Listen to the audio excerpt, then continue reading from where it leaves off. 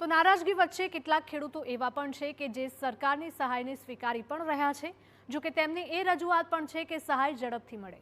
જૂનાગઢના ઝાંઝરડાના ખેડૂતોનો રાહત પેકેજને લઈને મિશ્ર પ્રતિસાદ સામે આવ્યો છે। એક વર્ગ એવો છે જેનું માનવું છે કે આ પેકેજ પૂરતું નથી। વીઘા દીઠ જે સહાય જાહેર થઈ છે તેનાથી વધુ તો ખાતર મગફળી માટે જાય છે। આ સહાયની રકમ વધારવી જોઈએ। બીજી તરફ 33%થી વધુની નુકસાનીને બદલે 100% નુકસાનીવાળાને પણ સહાય કરવી જોઈએ। જો કે એક ખેડૂત વર્ગનો મત એવો પણ છે કે જે સહાય અપાઈ તેને ઝડપથી ખેડૂતોના ખાતામાં જમા કરાવો, જેથી હવે રવિ પાકની તૈયારી કરી શકાય। राज्य सरकार द्वारा जे गईकाल सांजे ज्यारे ऐतिहासिक जे पेकेजनी जाहेरात करवामां आवी के खेडूतोने जे पाक नुकसान थयुं छे तेमां 10,000 करोड़नुं जे पेकेजनी जाहेरात करवामां आवी। आपणी साथे किसान संघ अने खेडूतो जोड़ाया छे, आपणे एमनी साथे वात करशुं। मनसुखभाई, जे रीते आ गईकाले रात्रे सरकार द्वारा जे जाहेरात करवामां आवी छे तेमां केटली हेक्टरनी मर्यादा 2 हेक्टरनी ज छे, तो शुं कहेशो आ बाबते? कमोसमी वरसादथी लगभग पाक बधो फेल थयो छे। ખેડૂતોના હાથમાં એક પણ રૂપિયો આવ્યો નથી। એવા સમયે રાજ્યના મુખ્યમંત્રી ખેતર ઉપર જઈ અને પોતે બોલે છે કે 100% નુકસાની છે। એવા સમયે જ્યારે રાજ્ય સરકાર 22,000 રૂપિયાની હેક્ટરે જાહેરાત કરી છે, એ કોઈ પણ સંજોગોમાં ચલાવી શકાય નહીં, કારણ કે આ કોઈ સહાય નથી। આટલો તો ખર્ચ ખાલી ખાતરનો ખર્ચ થયો છે। 6 વીઘાની અંદર ખાતર આટલા રૂપિયાનું જોઈએ એવા સમયે સરકારે 22,000ની જાહેરાત કરી અને એને પોતે જ કબૂલ કર્યું છે કે 33%ની ઉપર સહાય માનો કે નુકસાની થાય તો 22,000 રૂપિયાની સહાય આપે છે।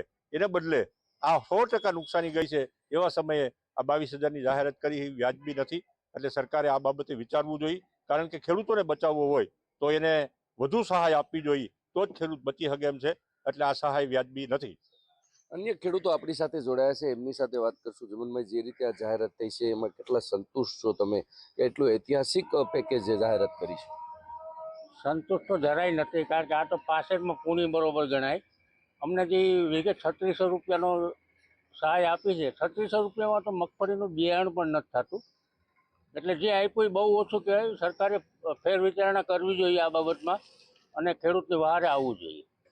अन्य खेडूत आपणी साथे जोड़ाया छे, एमनी साथे वात करशुं। नागजीभाई, जे रीते बिन पियत अने पियत बंनेने देवानी वात थई छे, 22,000 हेक्टरे देवानी मर्यादा छे, 2 हेक्टर सुधीनी मर्यादा छे, तो शुं कहेशो? 2 हेक्टरथी वधु पण खेडूतोनी जमीन होई शके? जो गईकाले 10,000 करोड़નું ગુજરાત સરકારે ખેડૂત માટે પેકેજ જાહેર કર્યું પણ ઐતિહાસિક છે। એનું કારણ છે કે પિયત ને બિન પિયત બંનેનું છે। એટલે એને મોટા ખેડૂત હોય એને શું કરવું હોય, એને ખાલી વાવેતર પૂરતું છે ને આ 1 હેક્ટર 22,000 રૂપિયા એને મંજૂર કર્યા એ તાત્કાલિક ધોરણે ખેડૂતના ખાતામાં નાખે અને તાત્કાલિક આ ખેડૂતો છે ને હવે નુકસાન ભરપાઈ કરવા માટે રવિ પાક તૈયાર કરીને વાવેતર ચાલુ કરે એટલી અમારી નમ્ર વિનંતી છે। अन्य खेडूतो आपणी साथे जोड़ाया छे। काका, जे रीते आ जाहेरात थई छे तेमां पण शियाळुनी सीजन आवी गई, शियाळुनुं वावेतर पण बाकी छे અને એવડી મોટી જાહેરાત કરી છે, શું કહેશો? ખેડૂતોને તાત્કાલિક ધોરણે જે ખાતર અને બિયારણની સરકાર સગવડતા કરે તો હજી ખેડૂતે કંઈક થોડું ઘણું પગભર થઈ શકે અને સહાય તાત્કાલિક આપે। જે 18 ને 19ની સાલનો જે અમારો વીમો બાકી છે ખેડૂતોનો, એ વીમો સરકાર આપે તો કંઈક થોડો ઘણો ટેકો થાય એવું લાગે છે અત્યારે। આ હતા ઝાંઝરડા ગામના ખેડૂતો કે તેઓએ જે રીતે સરકારની જે જાહેરાત છે 10,000 કરોડના પેકેજની જાહેરાત કરવામાં આવી છે તેમાં પણ બિન પિયત અને પિયત 2 હેક્ટરની મર્યાદા રાખવામાં આવી છે। તો 2 હેક્ટરથી વધુ પણ ખેડૂતોની જમીન હોઈ શકે। આમાં પણ ક્યાંક ને ક્યાંક હજુ પણ સરકારે ફેરબદલ કરવું તેવું પણ ખેડૂતોની માંગ કરી રહ્યા છે। વિજયસિંહ પરમાર, TV9, ઝાંઝરડા।